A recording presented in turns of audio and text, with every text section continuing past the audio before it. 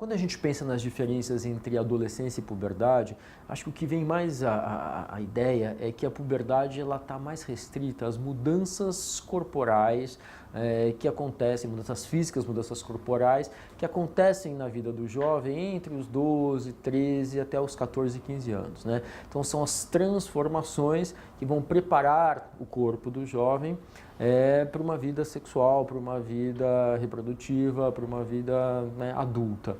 Então isso acontece em algumas pessoas um pouco mais cedo, outras um pouquinho mais tarde, mas vai culminar, né, com o corpo pronto, né, do ponto de vista biológico, para atividade sexual, para atividade reprodutiva, né? E a adolescência é um conceito mais amplo, né? A adolescência, ela temporalmente ela pode até coincidir com a puberdade, né, pelo menos o início dela, mas ela é marcada por uma série de transformações sociais, psicológicas, emocionais, na vida desse jovem, né, que vai fazer com que ele vivencie algumas questões, né, algumas inseguranças, algumas novas emoções, alguns novos padrões de comportamento que vão persistir por um período mais longo do que só a puberdade. A puberdade é mais limitada, né? Ela demora 2, 3 anos. A adolescência ela é mais longa, né? Ela vai durar aí 5, 6, 7 anos. Em alguns casos a gente fala que tem até um arrastamento da adolescência para a vida adulta.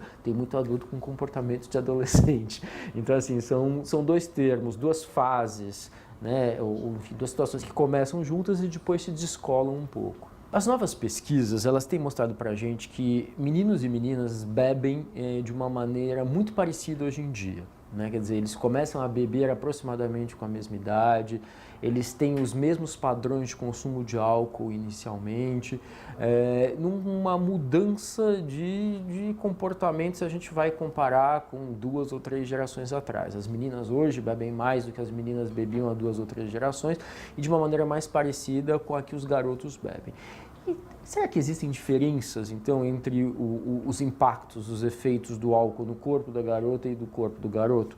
De uma maneira geral, o que a gente costuma dizer é que o corpo das mulheres, o corpo das garotas, é mais sensível à ação do álcool do que o corpo dos homens, do corpo dos garotos.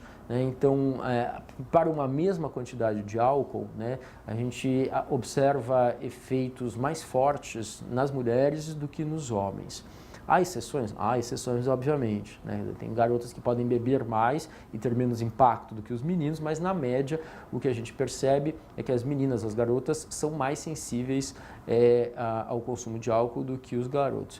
E, já que a gente está falando que os comportamentos estão mais parecidos, que as garotas estão começando a beber numa idade próxima dos garotos, em quantidades muito semelhantes às dos garotos, se elas são mais sensíveis, obviamente o impacto pode ser maior na vida delas. E o que a gente tem visto de fato hoje é que as garotas elas acabam muitas vezes tomando mais porre, tendo mais comportamento de abuso em função, né, de usarem até quantidades parecidas, mas seus corpos, seus organismos serem mais sensíveis do que o dos meninos. O álcool e o sexo estão sim, né, bastante relacionados. O que a gente percebe é que o álcool é um facilitador de comportamentos, né? Ele altera a capacidade que as pessoas têm de avaliar, de julgar o que está se passando, o que está acontecendo.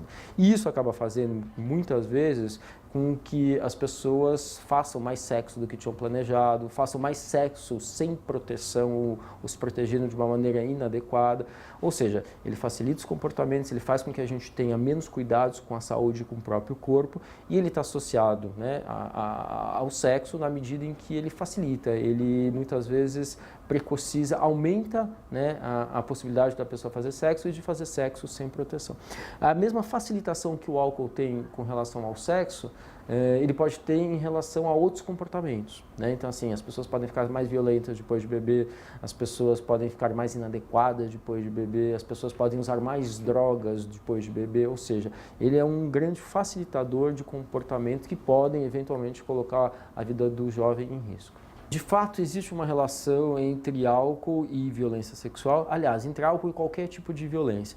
O álcool ele facilita a violência doméstica, a violência urbana, enfim, e a violência sexual também, né? Na medida em que ele atrapalha, ele faz com que as pessoas tenham comportamentos mais disruptivos, né? Então, a pessoa que é mais calma fica mais nervosa, a pessoa que é menos agressiva pode ficar mais agressiva, a pessoa que é mais adequada pode ter comportamentos mais inadequados, a pessoa que não faria determinadas ações, determinados comportamentos em ações, né, em ações regulares, passa a fazer, né, por causa do consumo de álcool. Então, a violência sexual também, né, ela acaba aparecendo mais, né, no consumo de álcool ou por causa do consumo de álcool, né? E o que a gente pode fazer para minimizar esse risco? Essa é uma questão complexa, né? De alguma maneira, se as pessoas bebessem menos, talvez elas ficassem menos sujeitas a violências de todas as naturezas, né? Talvez se as pessoas que convivem com quem bebe pudessem facilitar, né, ou tornar mais rápido o acesso dessas pessoas que bebem a um tratamento, a um acompanhamento médico, talvez também os casos de violência sexual e de outras formas de violência diminuíram. Então, acho que assim, o grande segredo dessa história toda é a seguinte: quem bebe tem que tentar moderar na quantidade da bebida, né, para evitar aí comportamentos de violência. E mais, né, se você está próximo a alguém que tem problemas com álcool, consome álcool de uma maneira exagerada, é dependente ou abusa do álcool, é importante que essa pessoa procure, né, algum tipo de auxílio, algum tipo enfim, de amparo para tentar tratar essa sua situação. De uma maneira geral, o consumo de álcool, ele prejudica o desempenho sexual tanto do homem quanto da mulher, né? Existe um mito, existe uma lenda que o álcool é um facilitador, que as pessoas que bebem vão ter um comportamento sexual, né, mais evidente, ou mais exuberante, ou melhor, o que não é verdade, né? A gente sabe que no curto prazo, né, o que acaba acontecendo é que as pessoas têm um desempenho pior, tanto o homem quanto a mulher, quando estão sob efeito da bebida, né?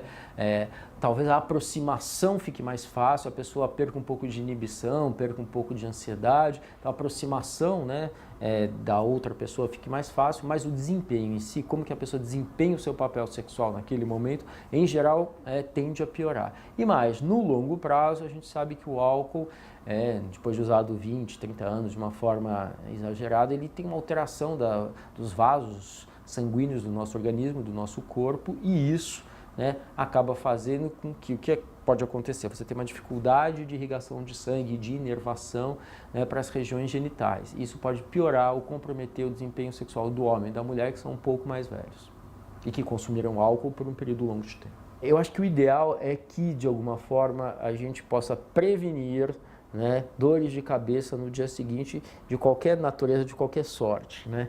Então, em relação ao sexo, acho que isso é muito válido e a gente tem que pensar muito no que a gente vai, né, poder enfrentar no dia seguinte.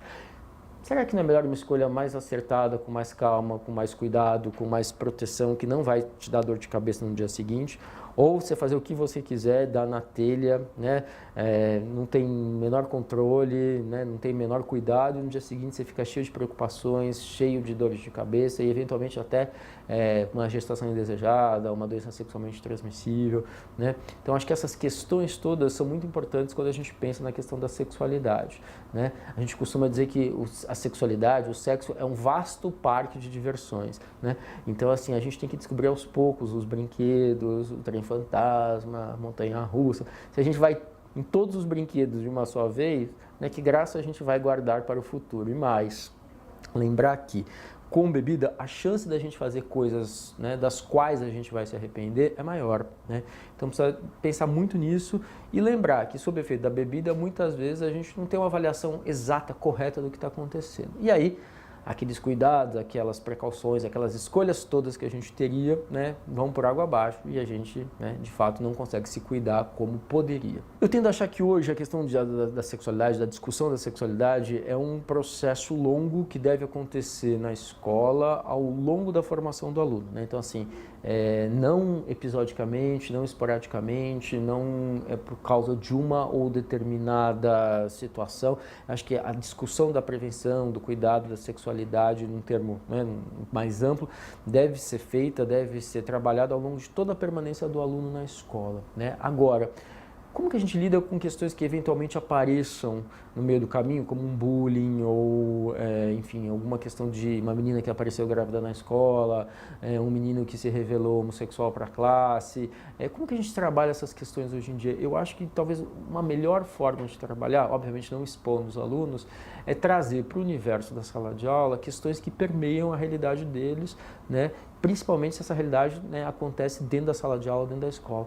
Então, eu tendo a achar hoje em dia que a gente trabalhar as questões, a gente desmistificar as questões, a gente ajudá-los a trabalhar e entender melhor tudo que está acontecendo, pode fazer com que eles tenham comportamentos mais acertados no futuro, né? Então, um preconceito, alguma situação que foi motivo ou causa de bullying, né, pode servir para uma reavaliação de por que esse bullying surgiu, por que esse preconceito surgiu e como desmontar, né, como de alguma forma trabalhar esse preconceito para que ele não apareça ou que para quando ele apareça as pessoas possam identificar, e ter uma reação mais positiva. Então, eu acho que é uma situação, eu acho que a gente tem que aproveitar essa situação como um gancho para a discussão.